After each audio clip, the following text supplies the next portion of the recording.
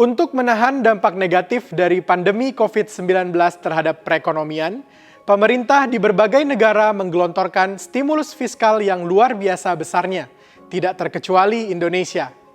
Penerbitan surat utang negara menjadi sumber utama pembiayaan anggaran tersebut. Lalu bagaimana aktivitas fiskal pada tahun ini dapat mempengaruhi pasar obligasi Indonesia?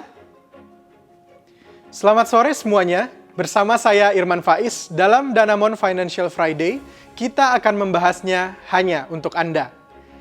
Dalam melihat arah pasar obligasi ke depan, dinamika penawaran dan permintaan obligasi menjadi penting. Dari sisi penawaran, kami melihat potensi penerbitan surat utang negara pada tahun ini masih cukup besar. Pemerintah menganggarkan stimulus untuk pemulihan ekonomi nasional atau PEN pada tahun ini sebesar Rp699 triliun. Jumlah ini meningkat dari realisasi sementara tahun 2020 yang tercatat sebesar Rp580 triliun. Untuk membiayai stimulus tersebut dan kebutuhan lainnya seperti belanja kementerian lembaga, pembiayaan investasi, dan utang jatuh tempo, pemerintah diperkirakan membutuhkan pembiayaan pada tahun ini sekitar Rp1.655 triliun, kurang lebih sama dengan tahun lalu. Berdasarkan strategi pembiayaan yang dirilis oleh Kementerian Keuangan, sekitar Rp1.535 triliun akan dipenuhi melalui surat utang negara dengan proporsi denominasi rupiah sebesar 80-85%. Lalu bagaimana perspektif dari sisi permintaannya? Jika kita lihat dari kepemilikan obligasi pemerintah yang dapat diperdagangkan, penting bagi kita untuk mencermati potensi dari 3 pemain besar, yaitu investor asing, perbankan, dan bank sentral.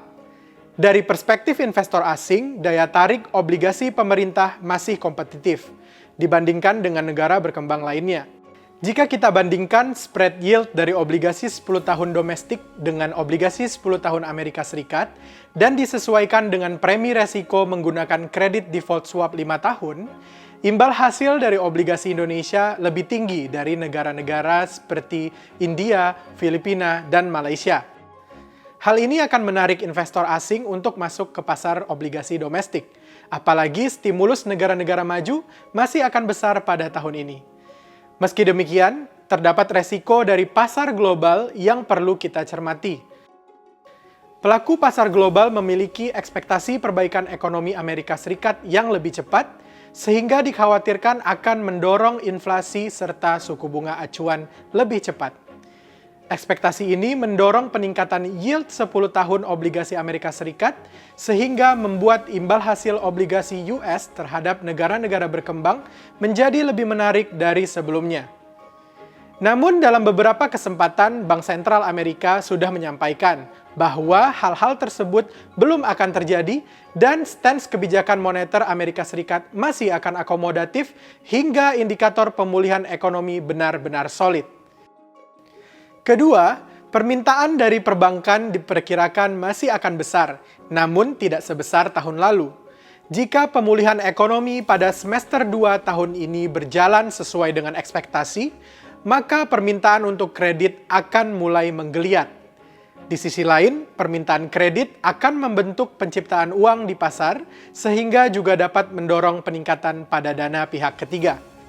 Kami memandang sektor perbankan masih akan mampu menyerap sekitar Rp263 triliun dari penerbitan obligasi pada tahun ini jika kredit tumbuh pada kisaran 4-5% dari tahun lalu. Faktor selain permintaan kredit yang juga akan mempengaruhi kapasitas bank untuk menyerap obligasi tahun ini adalah kebijakan makroprudensial dari Bank Indonesia, yang tentunya akan mempengaruhi likuiditas dalam sistem perbankan. Ketiga, peranan bank sentral tentu menjadi determinan penting dari arah pasar obligasi ke depan. Pada tahun lalu, BI telah melakukan pembelian obligasi pemerintah melalui 2 mekanisme, yaitu pembelian langsung dan mekanisme pasar atau standby buyer.